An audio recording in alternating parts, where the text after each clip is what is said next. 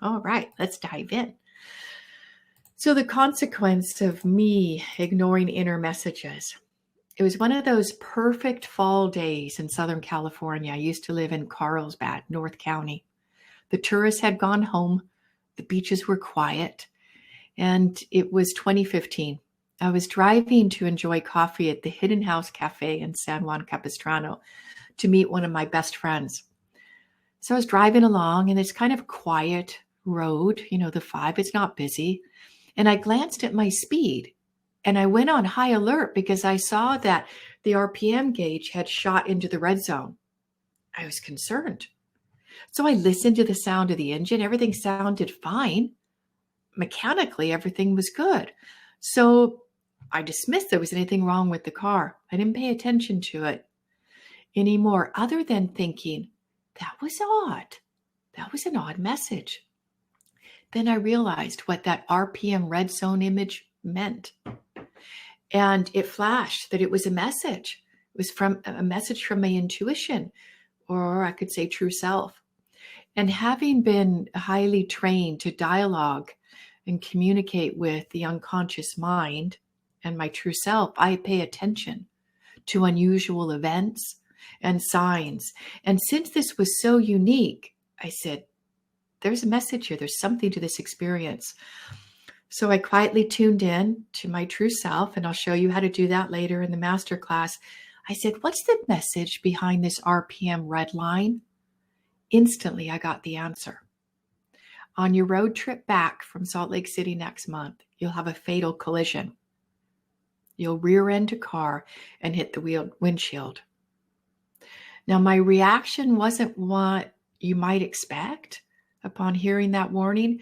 I felt this deep calm filling me, a sense of surrender, the sort of serenity that says you've just heard the truth.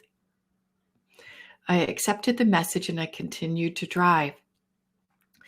Since childhood, I had this view that I would kind of know when I was going to die. So it didn't really surprise me. It wasn't as shocking. And there was no fear in my body. I just felt this peace and calm. So I put it to one side until I arrived at Hidden House Cafe, and I decided to describe what happened to my friend. He too became very calm, and he sensed the truth of it. And I'll never forget, he said in such a firm voice, "No, Aryana, that is unacceptable. There has to be another way."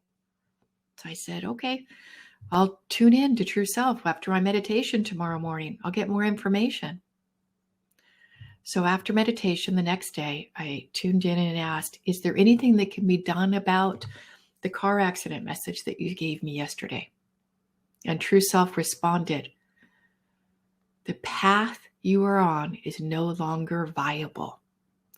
And at that point, I was taken aback and I didn't know how to respond because I wasn't sure exactly what area of my life was being assessed because there were a lot of things that weren't going right. Later on, I figured it out. So I tell you this story, not everybody's going to get such a shocking wake-up call, but sometimes people can. What do you do with it? How do you make a change? Because I decided, no, I didn't want to leave in 2015. It was October. No, there's more growth here for me. And so I made some changes. And this is an example here of me resisting change. And then on the right. So you might think, well, I'd be a lot more aged. I'd look a lot older, more withered from the one. I mean, this is 6 years later, right? But what I noticed is that the consequences of staying stuck in unfulfilling or painful circumstances and reliving that and wanting things to be different, that's what ages us. When we are on track, when we're in alignment, we feel this vibrancy, this youth. So on the picture on the left, I remember I was in Northern California with my partner at the time, and I, thought I was smiling. I thought, I was happy and okay, but the contrast is huge. It's hard to fake a smile, isn't it? So this is not all about, this relationship and what happened, but that I took the message seriously and I made some changes. And I moved to Austin in 2017. Yeah, took me a year and a half to get the courage to make the change. And here's the thing is if you get an intuitive message, you don't have to like change things, everything right now. You can slowly take steps. And that's what we're going to talk about today, to create a plan to revitalize and recharge your life. Have you guys ever been in a situation where you got a message and you just didn't know how to change things and you stayed stuck, whether it's a job or a relationship, or you wanted to move? I remember a friend of mine saying this weekend, she says, as soon as I moved to Houston, I wanted to leave Houston, Texas. And yet she's been there for 20 years.